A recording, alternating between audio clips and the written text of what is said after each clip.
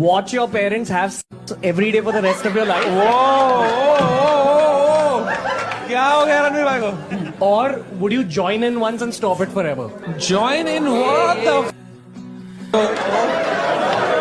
नमस्कार दोस्तों, स्वागत है बुक स्पीकर पर। क्या आपने कभी सोचा है कि एक छोटी सी बात आपकी पूरी इमेज खराब कर सकती है? रणवीर अल्लाबादिया और समय रैना की हालिया कंट्रोवर्सी यही सिखाती है। उन्होंने इंडियाज गॉट टैलेंट में एक कंटेस्टेंट से उसके माता पिता के रिश्तों और यौन जीवन पर आपत्तिजनक सवाल पूछ लिया। नतीजा, सोशल मीडिया पर जमकर आलोचना हुई, लोग भड़क गए और माफी मांगने के बावजूद उनकी इमेज को नुकसान पहुंचा। अब सवाल उठता है, क्या यह गलती टाली जा सकती थी? बिल्कुल। डेल कार्नेगी की प्रसिद्ध किताब how to win friends and influence people हमें सिखाती है कि कभी भी आलोचना, निंदा या शिकायत मत करो। इसका मतलब, किसी को असहज महसूस कराने से आप सम्मान नहीं कमाते, बल्कि लोगों का दिल जीतने का तरीका यह है कि आप उनकी सकारात्मक विशेषताओं को उभारें। सोचिए, अगर शाहरुख खान किसी इंटरव्यू में अपने को स्टार का मजाक उड़ाते और उसे शर्मिंदा कर देते, तो क्या उनकी फैन फॉलोइंग इतनी मजबूत होती? बिल्कुल नहीं। शाहरुख हर इंटरव्यू में अपने को स्टार्स की तारीफ करते हैं और उनकी ग्रोथ को हाईलाइट करते हैं, जिससे उनकी इमेज एक पॉजिटिव लीडर की बनती है। अब अगर रणवीर और समय ने ऐसा ही किया होता, जैसे कंटेस्टेंट से यह पूछते, तुम्हारी परवरिश ने तुम्हें इस मुकाम तक पहुंचाने में कैसे मदद की, तो क्या विवाद होता? बिल्कुल नहीं। बल्कि लोग उनकी तारीफ करते कि वे कंटेस्टेंट की जर्नी को एक्सप्लोर कर रहे हैं। असहज सवाल मत पूछो, बल्कि ऐसा सवाल पूछो जो सामने वाले को इंस्पायर करे। यही असली आर्ट ऑफ इन्फ्लुएंस है। जरा सोचिए, आपने कोई बड़ी मेहनत से काम किया और लोग उसकी सराहना करने की बजाय आप पर तंज कसने लगें, तो कैसा लगेगा? यही रणवीर और समय ने किया। कंटेस्टेंट को मोटिवेट करने की बजाय उसकी पर्सनल लाइफ को टॉपिक बना दिया। अगर वे कहते, तुम्हारी जर्नी बहुत इंस्पायरिंग है, तुम्हारे पेरेंट्स को तुम पर गर्व होगा, तो क्या विवाद होता? बिल्कुल नहीं। बल्कि लोग उन्हें संवेदनशील और समझदार मानते। देखिए विराट कोहली को, क्या उन्होंने कभी अपने साथी खिलाड़ियों की बेइज्जती की? नहीं। वे हर इंटरव्यू में टीम को श्रेय देते हैं, नए खिलाड़ियों को प्रेरित करते हैं और उनकी सच्ची प्रशंसा करते हैं। इसीलिए वे सिर्फ एक बेहतरीन क्रिकेटर ही नहीं, बल्कि एक महान लीडर भी हैं।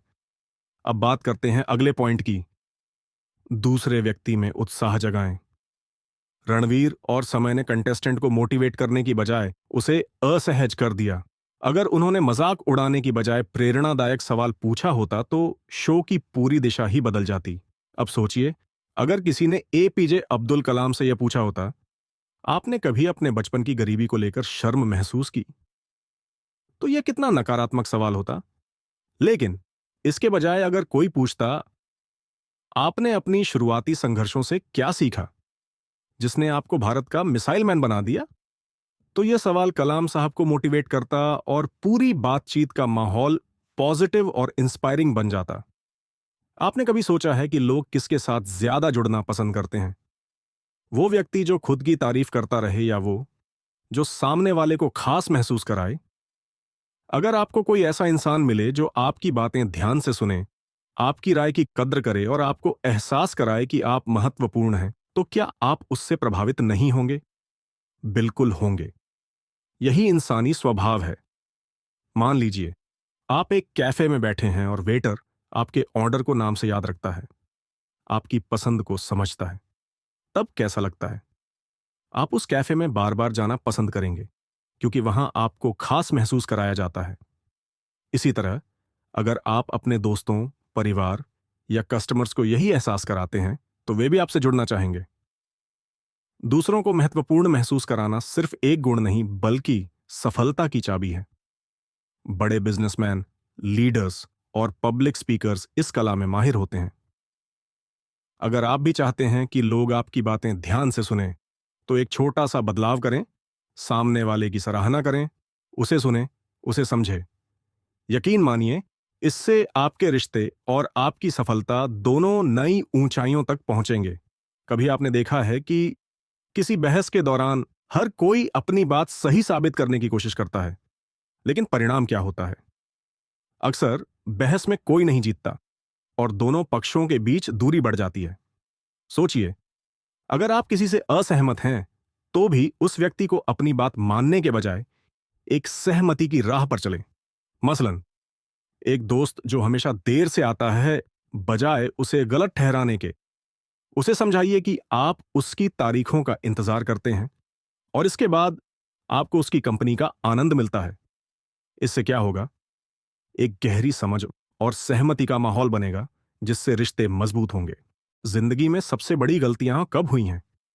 क्या कभी आपने किसी दोस्त या सहकर्मी की गलती पर नकारात्मक प्रतिक्रिया दी है?